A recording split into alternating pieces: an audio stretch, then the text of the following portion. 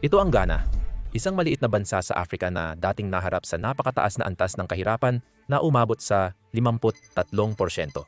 Sa hindi inaasahang paraan, napuksa nila ang kahirapan at nabawasan ito sa 7.9% pagsapit ng 2,000 at 11. Napakaganda ng takbo ng Ghana kaya tinawag ito ng World Bank na nagniningning na bituin ng Africa. Ngunit mabilis ding nagbago ang sitwasyon. Ang nagniningning na bituin ng Africa ay natagpuan ang sarili nitong isinumpa ng dalawang bagay. Una, sariling gobyerno at pangalawa, China. Hindi lang winasak ng China ang ekonomiya, kundi tinarget din nito ang mga pangunahing pangangailangan ng mga tao sa Ghana. Lahat para sa sarili nitong pansariling interes. Panoorin ang clip na ito mula kay Nane Kwame Bediako, isang leader ng partido sa politika sa Ghana na binatikos ang China. Hindi ang mga kababayan natin ang sumira sa ating bansa. Pinapasok natin ang milyon-milyong Chino sa ating bansa at nagmimina sila araw-araw, 24 na oras. Ngayon, ang lahat ng ating tubig ay lason na. Sa ekonomiya, lubhang malungkot ang kalagayan ng Ghana dahil ang pampublikong utang nito ay umabot sa delikadong antas na 72.7% ng gross domestic product noong pagtatapos ng 2022. Napakataas niyan para sa isang umuunlad na bansa na nahihirapan sa mababang pagganap ng ekonomiya. Tumataas muli ang antas ng kahirapan at inaasahang aabot sa 34% pagdating ng 2025. Gumagastos ang Ghana ng nakakagulat na 33% ng taunang kita nito para lang sa pagbabayad ng interes. Hindi na kailangang sabihin, muling naghari ang kaguluhan sa bansa. Kaya, unawain natin, paano pumasok ang China sa Ghana? Paano winasak ng China ang pinakamagaling na tao ng Africa? At higit sa lahat, ano ang nakuha nila mula dito? Para maintindihan ang ginagawa ng China sa Ghana ngayon, kailangan malaman ang kaunti tungkol sa kasaysayan nito.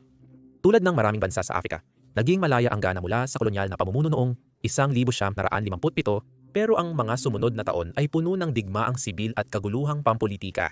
Nang dekada 90 lamang nakamit ng Ghana ang katatagan sa pamamagitan ng isang demokratikong pamahalaan.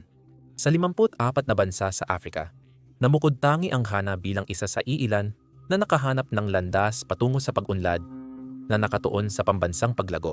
Noong 53% umabot sa 53% ang antas ng kahirapan sa Ghana. Dahil sa tuloy-tuloy na paglago at pag-unlad, bumaba ito sa 21% noong 2012, 15.9% noong 2016 at 7.9% pagsapit ng katapusan ng 2019. Nanatili ito sa single digit hanggang sa tumama ang pandemya noong Marso 2020. Kaya paano nila naabot ang mga kahangahangang numerong ito? Tinugunan ng pamahalaan ng Ghana ang pangangailangan sa agrikultura dahil ito ang pangunahing ikinabubuhay ng karamihan sa mga taga-Ghana. Sa pagbibigay sa mga magsasaka ng mas magagandang binhi, pataba at akses sa pamilihan sa mas murang halaga, nagawa nilang mapabuti ang produksyon, kita at antas ng pamumuhay. Ang katatagan sa politika ay naging daan sa pag-unlad ng mga negosyo. Ang pagtutok ng gobyerno sa pribatisasyon, pagbawas ng pakikialam ng Estado, at mga reformang pang-ekonomiya batay sa payo ng International Monetary Fund ay naging lubhang epektibo para sa Ghana. Ang edukasyon ay naging mahalagang susi sa pag-unlad dahil sa libreng batayang edukasyon at kalaunan ay libreng senior high school na nagbukas ng mga oportunidad para sa mga batang mahihirap.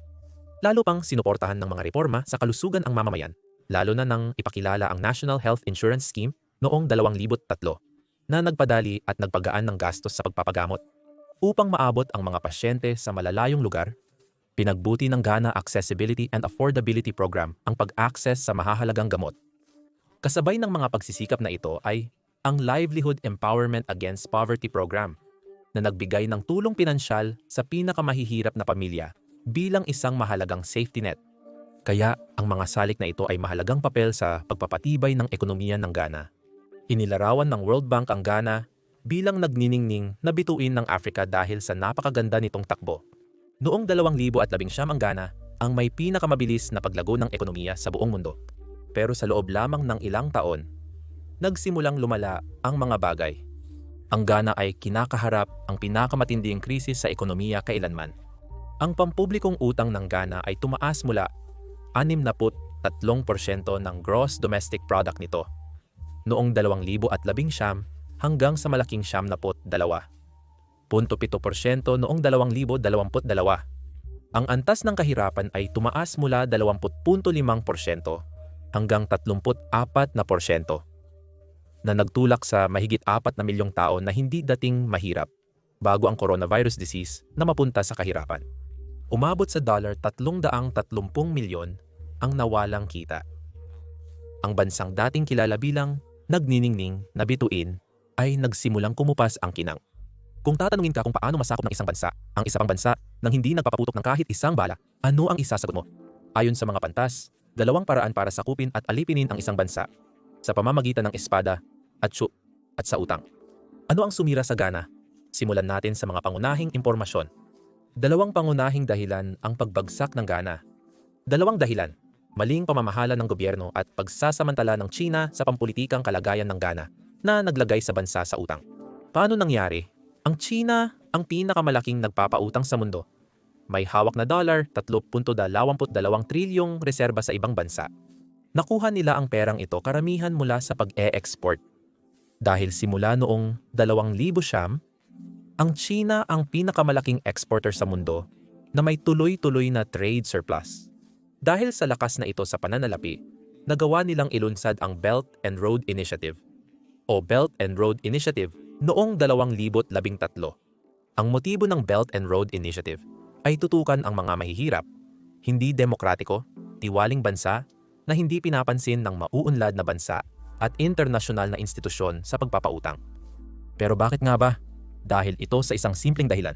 Ang mga bansa na may tiwaling pamahalaan at mahina sa pamamahala ng pananalapi ay madalas na nahihirapang makakuha ng pautang mula sa mga internasyonal na institusyon tulad ng World Bank at International Monetary Fund. Kakaunti lamang ang pagpipilian nila sa mga nagpapautang, kaya madaling naging biktima ng debt trap diplomacy ng China. Pero hindi ito ang totoong problema sa Ghana. Mas maganda ang pamamahala ng Ghana kumpara sa maraming ibang bansa sa Africa. Bumababa na ang kahirapan sa Ghana at handang magpautang ang mga institusyong tulad ng Pandaigdigang Pondo Pananalapi at Pandaigdigang Bangko nang walang pag-aalinlangan. Paano nga ba naging biktima ang Ghana ng utang diplomasya ng China? Ang sagot ay nasa mga naunang estratehiya ng Ghana para malabanan ang inflasyon at kahirapan. Mga hakbang na tila epektibo. Sa papel, nahihirapan ang ekonomiya ng Ghana dahil sa labis na paggastos ng mga politiko. Hindi nakatuon ang sistemang pampulitika ng bansa sa paglilingkod at pag-angat ng mga mamamayang Ghana. Sa halip, ang pangunahing layunin ng mga politiko ay manalo sa eleksyon, manatili sa kapangyarihan, at payamanin ang kanilang sarili at mga kaalyado, kahit pa malugi ang estado.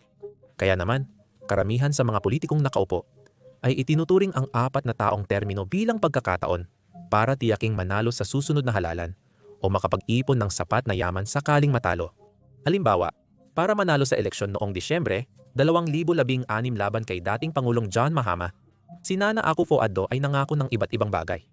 Libreng edukasyon sa high school, kabilang ang boarding, pagbabalik ng allowance para sa mga estudyante ng nursing at teacher training, pagtanggal ng ilang buwis ni Mahama, at pagtatayo ng pabrika sa bawat distrito ng bansa. Bagamat maganda itong pakinggan, sa totoo lang isa itong pagkakamali. Bakit? Dahil hindi makatotohanan at hindi kayang tustusan ng pondo ang mga pangakong ito, lalo na't ang Ghana ay nasa ilalim na ng austerity plan ng International Monetary Fund na may kaugnayan sa 18 milyong bailout noong 2015. Ang pagtupad sa mga pangako ni Akufo-Addo noong kampanya ay nagdulot ng matinding pasanin sa pananalapi ng bansa. Nangutang ang gobyerno sa mga internasyonal at lokal na katuwang upang punduhan ang mga programa, bayaran ang utang sa mga taggagawa ng kuryente, at tustusan ang pagkawala ng kita mula sa pagbawas o pagtanggal ng 18 buwis at singil. Nakakagulat, gumana ito. Ang libreng edukasyon, subsidya sa gasolina at kuryente, pensyon, at malalaking proyektong pang-infrastruktura ay nagpababa ng inflasyon at nagpaunlad ng antas ng pamumuhay. Ang Ghana ay hindi nag-iisa sa paggamit ng mga taktika upang patatagin ang inflasyon at suportahan ang kanilang mamamayan. Marami pang ibang pamahalaan sa buong mundo ang gumawa nito. Noong una, maganda ang naging epekto nito para sa Ghana. Ibinaba ng malaki ang antas ng kahirapan at pinuri ang mahusay na pamamahala sa ekonomiya ng bansa. Kalaunan, lumampas ang paggastos ng Ghana sa kita nito nagdulot ito ng mas malalaking kakulangan sa badyet. Kaya napilitan ang gobyerno na umasa sa pangungutang mula sa ibang bansa. Pero ang problema, hindi na maaaring mangutang pa ang Ghana mula sa International Monetary Fund hanggat hindi nila nababayaran ang lahat ng kanilang mga utang. Habang lumalaki ang utang ng Ghana, pumasok ang China at nagbigay ng mga pautang sa pamamagitan ng Belt and Road Initiative nito. Ang relasyon ng China at Ghana ay nagsimula mahigit 40 taon na ang nakalilipas kung titingnan kung paano unang pumasok ang China sa Ghana. Noong 1885, itinayo ng China ang National Theater sa Ghana nang walang interes bilang tulong, isang matalinong hakbang sa pagpapalakas ng kanilang relasyon. Kahit noon pa, nakita na ng China ang Ghana bilang mahalagang katuwang dahil sa saganang likas na yaman at estratehikong lokasyon nito. Ang maagang ugnayan ang nagbukas ng daan para maging isa ang China sa pinakamalaking mamumuhunan sa Ghana sa nakaraang 20 taon. Isa sa mga pangunahing halimbawa nito ay ang Bui Hydro Dam ng Ghana. Ang ideya para sa dam na ito ay iminungkahi na ni Albert Ernest Kitson, isang British-Australian na hiyologistang noong 1925. Noong dekada ng 1960 na nagsimula ang pagpaplano sa tulong ng World Bank at Australia. Kalaunan, nagkawatak-watak ang mga planong iyon. Noong 1972 muling umusad ang mga bagay ng magsagawa ang Koine-Bellier, na kilala na ngayon bilang Tractable Engineering, ng feasibility study. Noong 1977 nakilahok ang Universidad ng Aberdeen sa pagsasagawa ng mga ekolohikal na pagsisiyasat. Noong 1979 pinahintulutan ng Volta River Authority sina Halliburton at Brown at Root na magtayo ng dam. Pero noong 2005, pumasok ang kumpanyang Chino na Sinohydro na may alok na hindi kayang tanggihan ng Ghana, suportado ng malaking pondo mula sa China Export-Import Bank. Ang proyektong ito ay pinunduhan ng concessional loan na $270 milyong at commercial loan na $272 milyong na 60 milyon lang ang ambag ng pamahalaan ng Ghana. Parehong ipinagkaloob ng China Export-Import Bank ang dalawang loan na may 5 taong grace period at 20 taong panahon ng pagbabayad. Nangangahulugan ito na may 5 taong palugit ang Ghana sa pagbabayad ng mga utang, nagbibigay sa kanila ng kaunting kaluwagan. Pagkatapos, ang pagbabayad ay hahatiin sa loob ng 20 taon para mas madaling bayaran. At heto ang nakakatawang bahagi. Nagbayad talaga ang Ghana ng bahagi ng utang na ito gamit ang mga buto ng kakao. Oo, tama ang narinig mo, mga buto ng kakao. Ngayon, ang dam na ito ay gumagawa ng humigit kumulang 400 megawatts ng kuryente at tumutulong sa irigasyon ng mga 30,000 hektarya ng lupa. Sumunod na twist sa kwento ng Ghana ay ang pagkakahanap nila ng ginto. Noong 2007, nakahanap ng langis sa Ghana na nagbigay ng pag-asa. Naging bahagi na ito ng mga bansang gumagawa ng langis sa Sub-Saharan Africa. Ang langis ay oportunidad ngunit nangangailangan din ng mas maraming pera para sa eksplorasyon at infrastruktura ng gas. Kaya noong 2010, lumapit ang Ghana sa China Development Bank para sa 3 bilyong utang na gagamitin sa mahahalagang proyekto ng gas. Mukhang malaking pagbabago ito. Nakahanap sila ng langis. May pondo na at maayos ang lahat. Ngunit tulad ng dati, hindi natupad ang pangarap. 6 na taon pa lang, napuno na ng problema ang utang. Naantala ang mga proyekto, nagkaroon ng mismanagement at naging isang bangungot ng burokrasya ang buong kasunduan. Kaya napilitan ng Ghana na kanselahin ang kalahati ng utang. Sumunod naman ang Tema Deep Seaport, isa pang malaking proyekto sa Ghana na pinundohan ng China. Nag-invest ang mga bangko ng China ng $231 milyong para itayo ito, na nagbigay sa kanila ng mas malaking kontrol sa infrastruktura ng Ghana. Ang pagpapalawak ng pantalan ay hinayaan itong tumanggap ng mas malalaking container ship at dumami ang maritime traffic, ngunit nadagdagan din ang pag-asa sa mga pautang mula sa China at tumaas ang panlabas na utang ng Ghana. Sa una, mukhang walang masama sa pag-invest sa pag-unlad ng ibang bansa. Karaniwang pinapalakas ng mga proyektong ito ang ugnayan sa kalakalan at ekonomiya ng mga bansa, ngunit dito nagsisimula ang komplikasyon. Sa loob ng 20 taon umutang ang Ghana ng halos $5 bilyon mula sa 41 iba't ibang pasilidad ng pautang ng China. Malaking halaga yan para sa isang bansang tulad ng Ghana at may kasamang maraming kondisyon. Pagsapit ng 2022, may utang na $1.9 bilyong ang Ghana sa China kabilang ang 619 milyong dolyar na may kolateral na naging malaking problema para sa bansa. Ang kolateral na utang ay kapag ang isang bansa ay nangungutang at naglalagay ng mahalagang bagay bilang panigurado. Parang sanglaan. Kapag hindi nabayaran ng bansa ang utang, mapupunta sa nagpapautang ang isinanglang ari-arian. Bilang halimbawa, matapos ng digmaang sibil sa Angola, nangailangan sila ng pera para sa muling pagtatayo, kaya lumapit sila sa China para mangutang. Imbes na humiram lang ng pera, nangakong babayaran ng Angola ito gamit ang kanilang langis. Subalit kalaunan, napag-alaman na hindi ganoon kalaki ang reserba ng langis ng Ghana, kaya hindi ito maaaring gamitin sa pakikipagtransaksyon tulad ng Angola. Siyempre, hindi rin nila pwedeng patuloy na bayaran ang mga utang gamit lang ang mga buto ng kakao.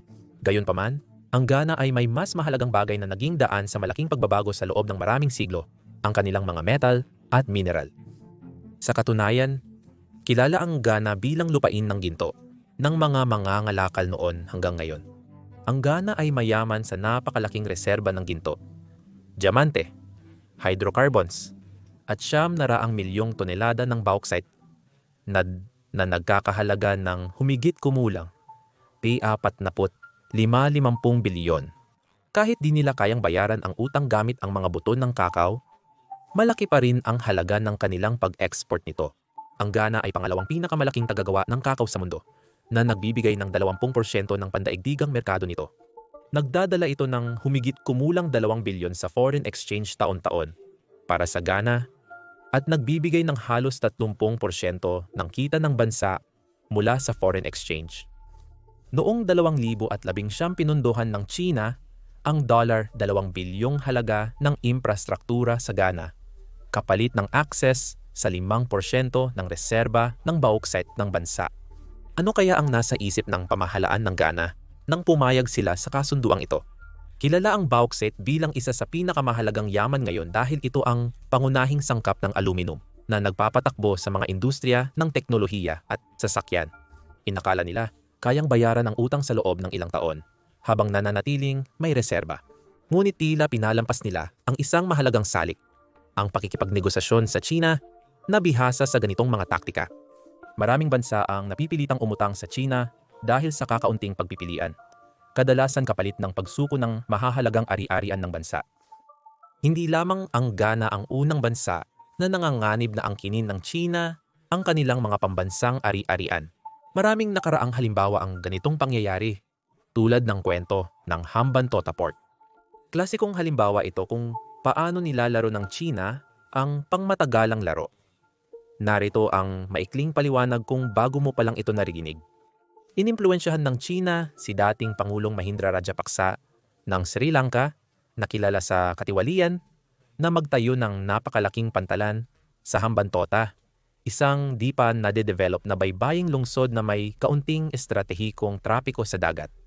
Kahit walang sapat na pangangailangan, umutang si Rajapaksa ng 1.7 bilyong dolyar mula sa China para sa pagpapatayo ng pantalan.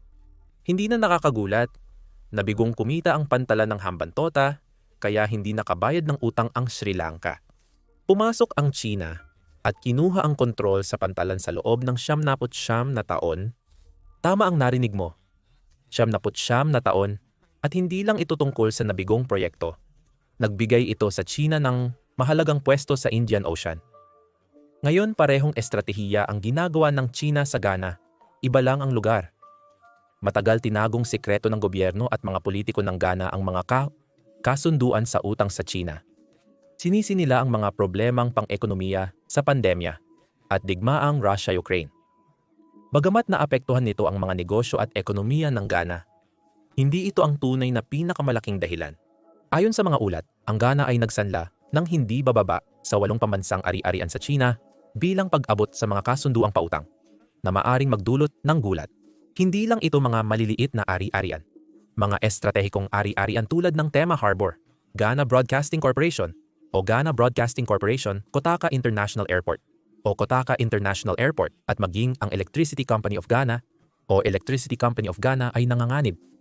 Isipin mo kung ang telco network, kuryente sa mga tahanan, at mahahalagang infrastruktura tulad ng paliparan at daungan ng bansa ay kontrolado ng ibang bansa.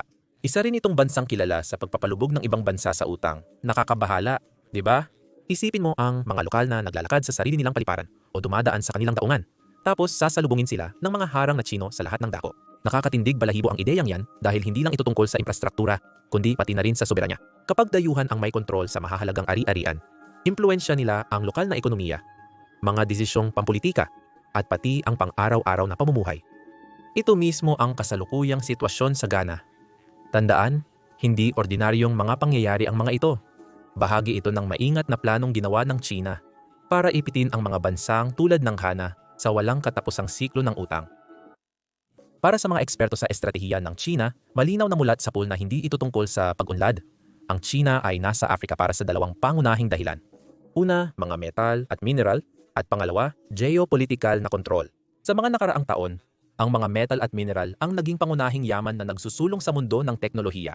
Noong nakaraang taon, ang Build Your Dreams, isang kilalang kumpanyang Tsino ng sasakyan, ay nalampasan ang Tesla sa produksyon ng mga dekuryenteng kotse base sa pandaigdigang merkado.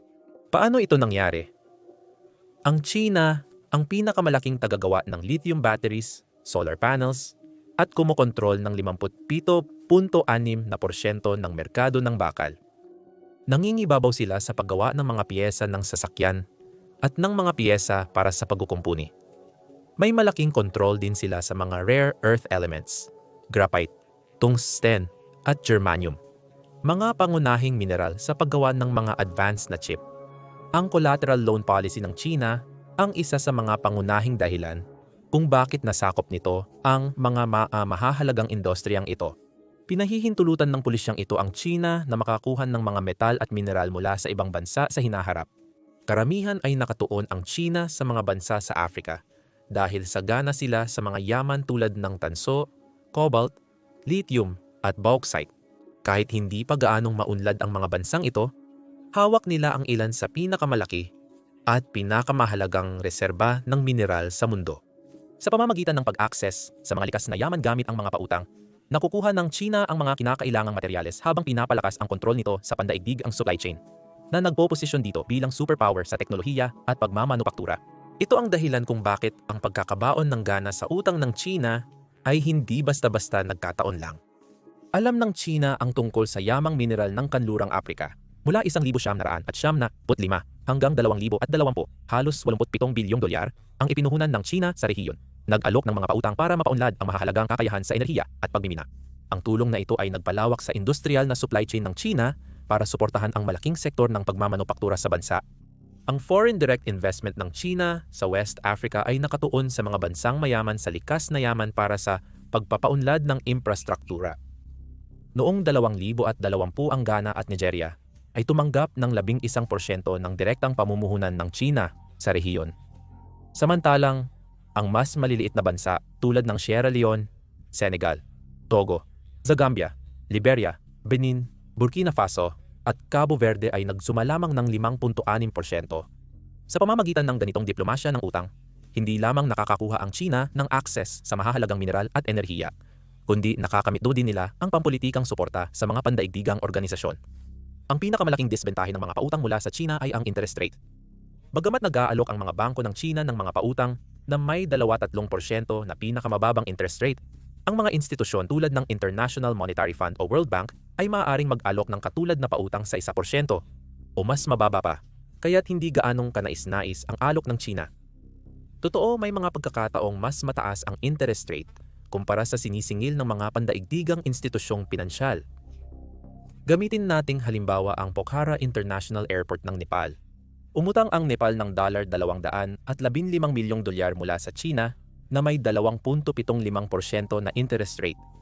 May mga ulat na sinasabing binabayaran ng Nepal ang utang na ito sa 5% interest rate, mas mataas sa orihinal na napagkasunduan. Ayon sa ilang international na media, gaya ng nakita natin sa intro, ginagastos ng Ghana ang napakalaking 33% ng taunang kita nito para lang sa pagbabayad ng interes. Kung ang isang bansa ay gumagastos ng 1/3 ng kita nito para sa pagbabayad ng interes, kaunti na lang ang natitira para sa iba pang bagay, lalo na sa kapakanan ng mga mamamayan. Kapag ang isang gobyerno ay nabibigatan sa mataas na gastos sa pagbabayad ng utang, nangangahulugang mas kaunti ang pera para sa mahahalagang serbisyo tulad ng kalusugan, edukasyon, at infrastruktura na nakakaapekto sa kalidad ng buhay ng mga tao. Mas lumala ang sitwasyon dahil umakyat ang inflation rate ng Ghana sa 54% at ang kanilang pera ay bumagsak ng halos 150% kontra sa United States dollar mula 2020. Mabigat na pasanin ng mga taga-Ghana ang pagtaas ng presyo ng mga bilihin mula grocery hanggang gasolina. Mahigpit ding naapektuhan ang mga negosyo. May ilan na nga ang nagsara na nagdulot ng pagkatanggal sa trabaho at mas lalong pagkagulo ng ekonomiya. Ngunit hindi pa nagwawakas ang lahat. Habang nahihirapang makaalis sa utang ang Ghana, sinasamantala naman ng mga kumpanyang Tsino ang mga yaman nito, kadalasan pa ay sa pamamagitan ng ilegal na pagmimina. Sa nakaraang 2 dekada, lumubo ang populasyon ng mga ilegal na minero ng ginto mula Tsina sa Ghana. Mula 2008 hanggang 2016, mahigit 50,000 mamamayan ng Tsina ang lumipat sa Ghana. Inangkin ang maliliit na minahan at lalo pang pinahirap ang suliraning pangkalikasan at pang-ekonomiya ng bansa. At hindi na lang ito maliliit na operasyon ngayon. Malalaking kumpanyang Tsino pumapasok para higit na makontrol ang bansa. Ayon sa isang kamakailang ulat, ang Zijin Mining Group ng Tsina ay nakatakdang bilhin ang Canaan Goldfields sa halagang $1 bilyong. Ang tunay na problema ay nagmumula sa hindi pagsisiwalat at pagiging lihim ng mga pautang mula Tsina. Maraming pamahalaan sa Africa, lalo na ang mga kapos sa pera, ay nangungutang ng walang lubos na pag-unawa sa mga epekto nito. Mga Chinese lender ang may kontrol. Mas lalong naging malubha ang kalagayan para sa mga mahihirap na bansa. Madalas, masyadong komplikado ang mga kasunduan sa utang. Ang mga kontratang ito ay maaaring may mga nakatagong probisyon tulad ng pagiging kumpidensyal at No Paris Club Clause na halos imposibleng makipag-usap muli o ayusin ang utang. Para sa mga hindi pa nakakarinig tungkol sa Paris Club, ito ay isang grupo ng 20 nagpapautang mga bansa tulad ng Estados Unidos, Hapon at Australia. Nagkaisa sila para tulungan ang mga bansang may malalaking problema sa pagbabayad ng utang. Ang Paris Club ay tumutulong sa mga bansang hindi na makapagbayad ng utang sa pamamagitan ng pagbibigay ng pautang na may mas mababang interes o pagpapalawig ng palugit sa pagbabayad. Sa madaling salita, ito ay isang paraan para bigyan ng pagkakataon ang mga bansang may problemang pinansyal na makahinga at maiwasan ang tuluyang pagbagsak. Dahil sa kawalan ng Paris Club clauses sa mga pautang ng Tsina, hindi makakakuha ng ganitong suporta mula sa Paris Club ang mga bansa. Hindi sila makakalapit sa Paris Club para ayusin ang mga utang. Kaya lalo silang napasama sa mahirap na sitwasyon. Kaya't mapanganib ang mga nakatagong clause sa mga kontrata ng Tsina. Ikinukulong nila ang mga bansa na walang option para sa tulong, para mapilitang sumunod sa kanila sa bandang huli. At lahat ng ito ay isinasaayos para protektahan ang interes ng nagpapautang. Na ibig sabihin ay mababayaran ang Tsina anuman ang mangyari habang ang mga bansang nangungutang, tulad ng Ghana, ay naiipit sa utang at walang tunay na paraan para makaalis. Iyan ang dahilan kung bakit malaki ang isyung ito. Walang transparency, pampublikong talakayan, at puwang para makahinga ang mga bansang ito. Isa itong siklong nagbabaon sa kanila sa utang. Kaya ang pagsamsam ng mga pambansang ari-arian o likas na yaman para pagkakitaan ay isang bahagi lang ng kwento. Gayunpaman, ang pangunahing dahilan nito ay geopolitika. Sa pamamagitan ng pagkontrol sa mga yaman, lalo na sa Africa, maaring mapantayan ng Tsina ang kapangyarihan ng United States at Europa sa kanluran. Para sa Tsina, ang Ghana ay parang minahan ng ginto. Dahil katabi ito ng Atlantic Ocean, mahalaga ito para sa mga ruta ng pagpapadala, mga daungan, at pandaigdigang kalakalan. Isipin mo kung gusto ng Tsina kumuha ng mineral gaya ng ginto, bauxite, o kakao mula sa West Africa. Nagbibigay ang mga baybay ng Ghana sa Tsina ng madaling paraan upang maipadala ang mga produktong ito sa ibayo ng dagat. May sobrang convenient na pantalan sa tabi ng dagat para maipadala ang mga produkto sa ibang bansa, lalo na sa mainland ng Tsina. Kung tumindi ang tensyon sa pagitan ng Tsina at Estados Unidos o European Union, ang impluensya sa Ghana at mga daungan nito ay nagbibigay sa Tsina ng mahalagang military at logistical na bentahe sa rehiyon.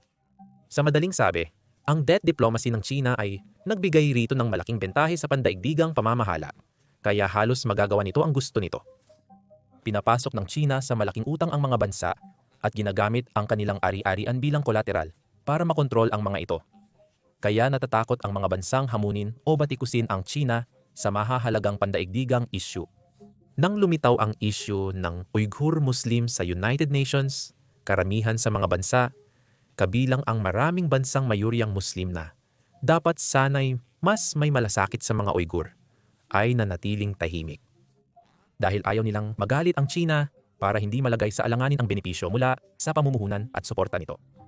Inilagan nila ang paksa.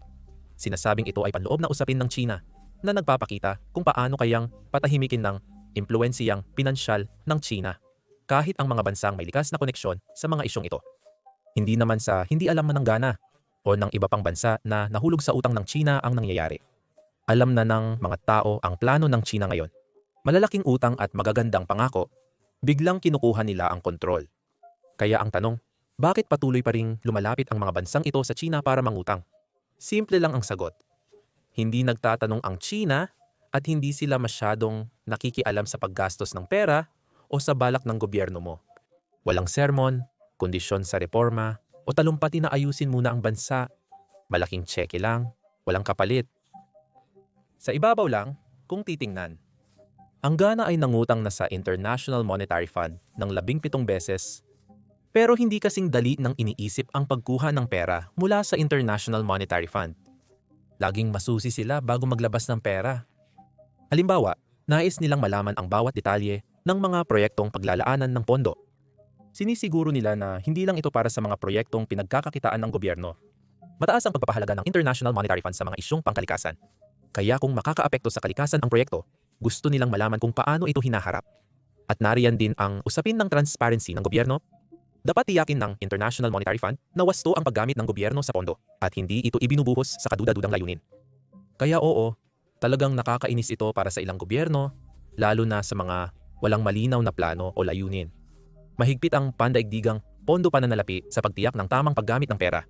Para sa mga gobyernong nais lang ng mabilis na pera ng walang masusing pagsusuri, isa itong abala para sa kanila. Kapag nagkakagulo at nagsisimulang bumagsak ang ekonomiya, saka lang pumapasok ang pandaigdigang pondo pananalapi at iba pang malalaking institusyon para tumulong. May sapat silang mga mapagkukunan para tumulong kapag malalim na ang problema ng isang bansa. Kamakailan, inaprubahan ng pandaigdigang pondo pananalapi ang $360 milyong tulong para sa Ghana sa ilalim ng kanilang $3 bilyong Extended Credit Facility. Extended Credit Facility at spesapsara na programa. Ito ay para matulungan ng Ghana na makabangon sa utang at maiayos ang ekonomiya nito. Maraming bansa ang pinipiling mangutang sa China kahit alam nila ang maduming taktika nito at mataas na interes. At narito ang mga pangunahing dahilan. Maraming bansa ang nakaakit sa mga pautang ng China dahil sa madaling pera at malalaking proyektong infrastruktura, ngunit madalas hindi nila nakikita ang mga pangmatagalang epekto nito. Sa 54 na bansa sa Africa, 50 ang nahihirapan dahil sa matinding utang mula sa China. May magandang dahilan ang pagkakasabi nito. Ang utang na ito ay nagbibigay ng malaking kapangyarihan sa China na nagpapahintulot sa kanila na gawin ang anumang gusto nila sa rehiyon. Katulad ng sa Ghana, kontrolado ng China ang mga minahan ng tanso at cobalt sa Democratic Republic of Congo at Zambia, mga mahalagang yaman para sa pandaigdigang industriya ng teknolohiya. Nagtatayo sila ng mga linya ng tren, daungan at paliparan sa buong kontinente. Matatag ang kanilang pagkakahawak kaya walang nangangahas hamunin sila. At dahil sa estratehiyang ito ng utang na bitag, dumarami rin ang mga aktibidad militar ng China sa Africa nitong nakaraang dekada na isang malaking babala para sa maraming mauunlad na bansa, lalo na sa mga tutol sa China. Marahil, sinusubukan ng United States na palakasin ang kanilang kalakalan at impluensya sa politika ng Ghana at ibang bansa sa Africa. Para sa mga bansa tulad ng Ghana, panahon na para suriin kung sulit ang mga pautang sa kabila ng mga panganib nito. Gayunpaman, tanging panahon lang ang makapagpapatunay kung may matututunan mula sa mga pagkakamaling ito.